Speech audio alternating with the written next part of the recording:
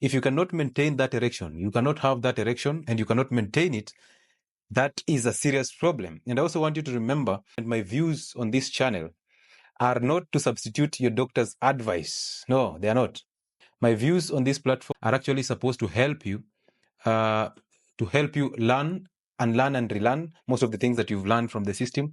It's also going to help you recover from the condition as you seek medical attention or advice from your doctor if at all it persists. Okay, so don't take these advices as a substitute to your medical advice. Consult your doctor anytime you have a challenge and anytime you wish to recover from erectile dysfunction. Also, my views are not to substitute the drugs and the prescriptions that you are on.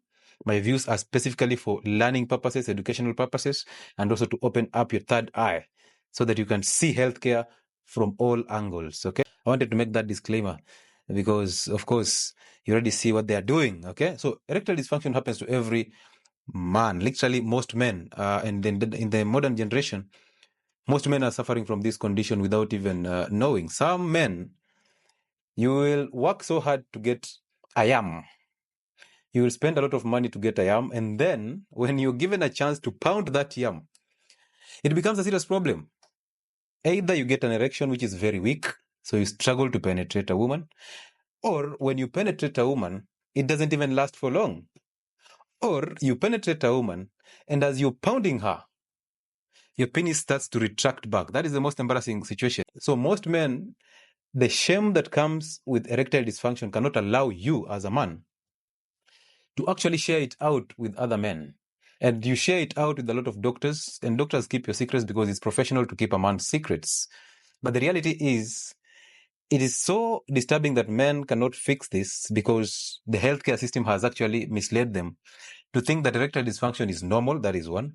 And number two, there is a solution in medicines. Now, as I always say, medicines for chronic conditions are only going to treat the symptoms. For example, erectile dysfunction medications. The sildenafil, I'll not mention the brand names, but if you know the brand names and if you use some of them, you can actually point them out in the comment section so that somebody gets to pick it up and know that this is a drug for erectile dysfunction. Symptoms. Okay? So if you have been on a drug for erectile dysfunction, I don't want to add symptoms there, I'll just put it in quotes. But if you've been on those drugs, the blue pills, you know them. Those drugs were designed for hypertension. So what they do is they actually dilate blood vessels. But before I even talk about those drugs, allow me to explain where are we getting this erectile dysfunction from. Number one, the major culprit has always been the sugar. So as you eat that sugar, what you're doing is you're causing a thickening in the walls of the blood vessel. We've explained this before. When that wall is thickening, it starts to narrow. The blood vessels start to narrow.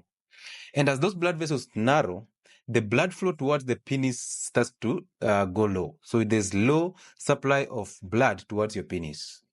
But remember this, that you need blood flow towards your penis for you to get an erection because the penis has a sponge-like tissue that has to soak with blood. Once it soaks with blood, now it can be easier for you to get that erection because if you put a sponge inside water, it soaks with that water and then becomes stiff. That is the same concept that is happening in erection. Okay, and most men are experiencing this. Only that is the shame that is coming with this cannot allow men to share it openly. This is the same thing that is happening to women when they go outside the country to do liposuction or a gastric balloon. They will never share the experiences after that procedure because they spend a lot of money going to lose weight, going to do those procedures. And when they come back, they realize, oh, they only lost about 5 to 10 kgs in about 4 months. And then afterwards, they never lose any more kilos. And once that happens, the shame that is coming with that, the fact that they've spent a lot of money, they've done these surgeries, and they were so excited that they'll come out one day in fitting clothes and they tell the public, I am now this figure 8.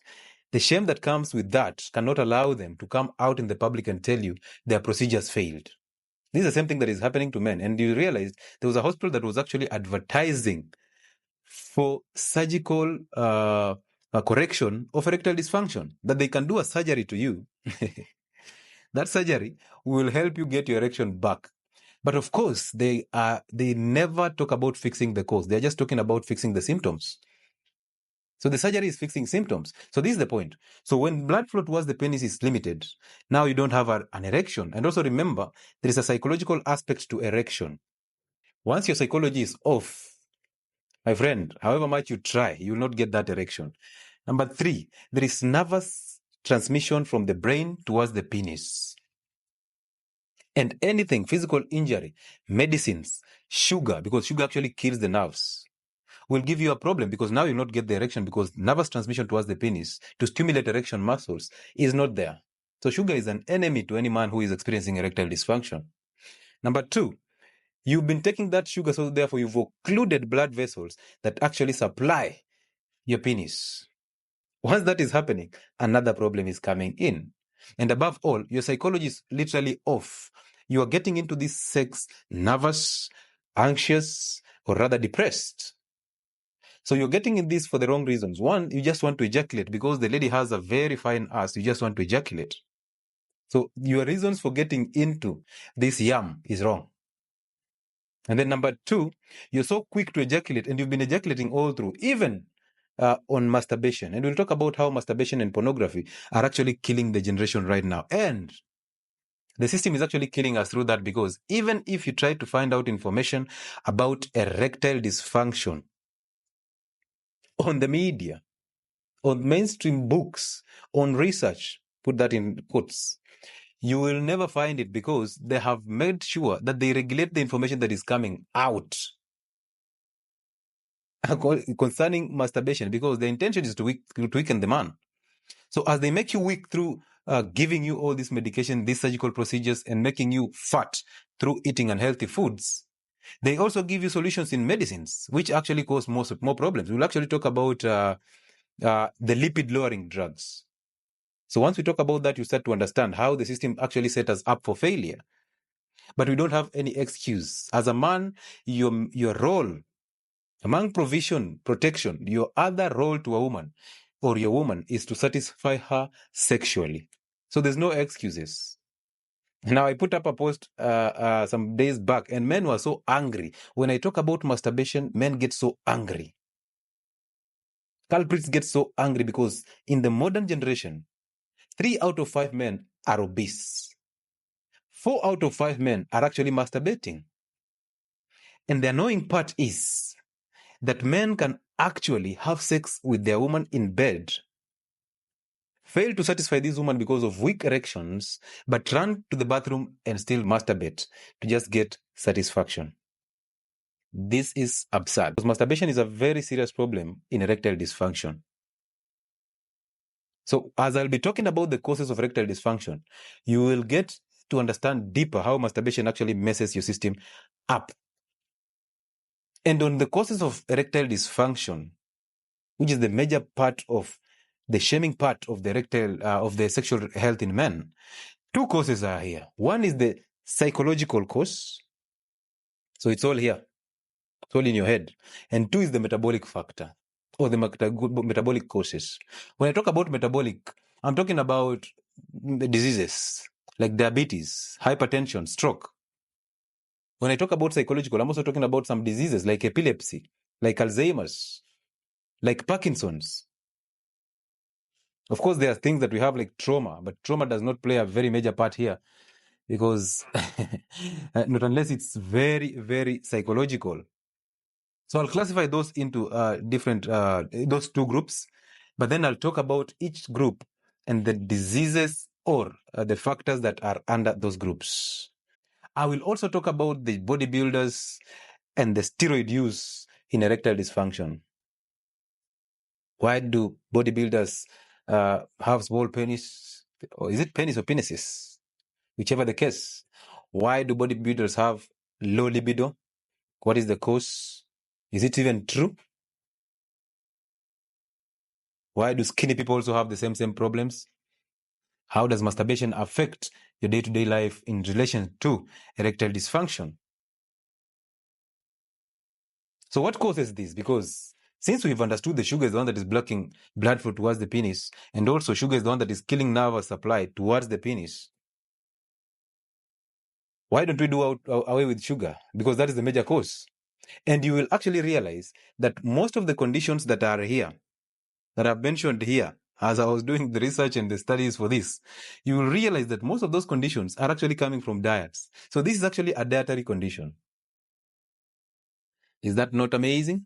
It's a dietary condition. So as you think that when you walk to the bar on Friday and drink that favorite beer, there's a beer that is actually known for giving men strength in bed. If you know of that beer that actually makes a man stronger, even your woman knows it, because when you get weak erection, your woman prefers to bring that beer to you. And once you've eaten your nyama choma, now it's time for you to take that beer so that you can get a strong erection and pound her to the fullest. So now we've shifted your issues to this beer. So now beer is your family or your marriage savior. It happens. Some of you say weed. When I smoke bang, I am so activated and I pound my wife to satisfaction.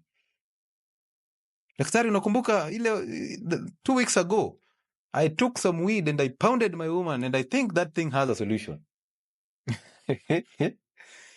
No, stop being delusional. Stop being delusional, my friend. It's just psychological. Okay? Just the same way that there's a man somewhere who is actually strong enough to pound I am to satisfaction. But just simple words of a woman telling the man that you're weak in bed makes this guy so weak in bed, like literally. So whatever you believe, you become. There are men who have been broken down by these statements,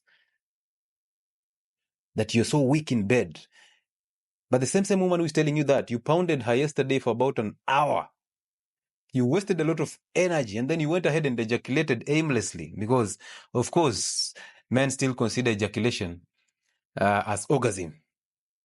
That's why men are so weak nowadays. Men are ejaculating. By the way, do you think that the modern man is weak?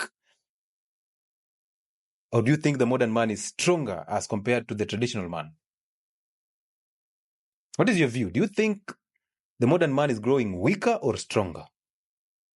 Do you think the internet has made men sharper or dumber? Are they dumber or are they sharper? The internet has a lot of issues. You have porn on your hand.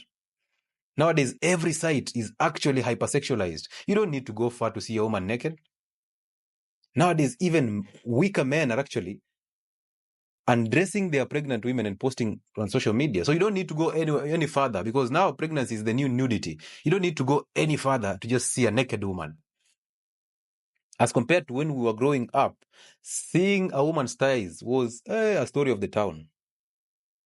Undressing that woman for sex, yeah. Nowadays, you miss out on sex with one woman, there's another who is very available. There are 3 who are actually chasing you for the same sex. So you're spoiled with options. You're actually wondering, and then there are songs that are actually making you even weaker. There's a song that says, the one that you love somebody else, and now you become, let me just pound these yams left, right, and center, because the one who I love does not love me back. Now listen, take this to the bank. Men, women only respect and submit to a strong man. Men are the ones who love women. Now I know this will bring a lot of issues, but this is the truth. The order of life is God, men, and women, and children. So love flows from God to the man, to the woman, and then to the children. Same as character and behavior. The other way round is respect and submission.